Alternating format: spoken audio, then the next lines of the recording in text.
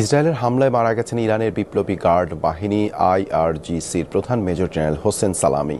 দেশটির রাষ্ট্রীয় বার্তা সংস্থা তাসনিম এবং তেহরান টাইমস জানিয়েছে, এই তথ্য হামলার সময় আইআরজিসির হেডকোয়ার্টার্সে অবস্থান করছিলেন তিনি বলে দাবি করা হয় প্রতিবেদনে। এদিকে হামলায় ক্ষতিগ্রস্ত তেহরানের অন্তত 6 সামরিক স্থাপনা। ইরানি জেনারেলের হত্যার প্রতিশোধ নিতে যাচ্ছে ইরান। 3 জানুয়ারি 2020 সালের তারিখে মোহাম্মদ কাসিম একটি স্বপ্নে দেখেন যে একজন ইরানি জেনারেলকে হত্যার পর ইরান ও মধ্যপ্রাচ্য কিছু মিত্রা প্রতিশোধ নেওয়ার অঙ্গীকার করে। এরপর মোহাম্মদ কাসিম দেখেন 2টি আমেরিকান ফাইটার জেট আকাশে উঠছে। হঠাৎ 4টি জেট এসে একটি আমেরিকান জেটকে ঘিরে ধ্বংস করে ফেলে।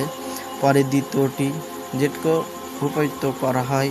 কিছু মুসলিমরা আমেরিকান উপর প্রতিশোধ নিতে পারার আনন্দে খুশি হয়ে যায়, কিন্তু মোহাম্মদ কাসিম চিন্তা হন, কারণ আমেরিকা এটির প্রতিশোধ নিতে পারে। মুসলিম বিশ্বের অনেকেই ভীত হয়ে পড়ে।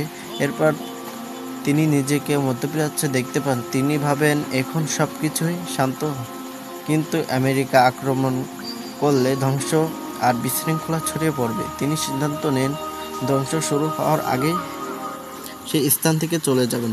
বিস্তারিত জানতে ভিজিট করুন mohammedkasim.com। জাযাকাল্লাহু খায়র।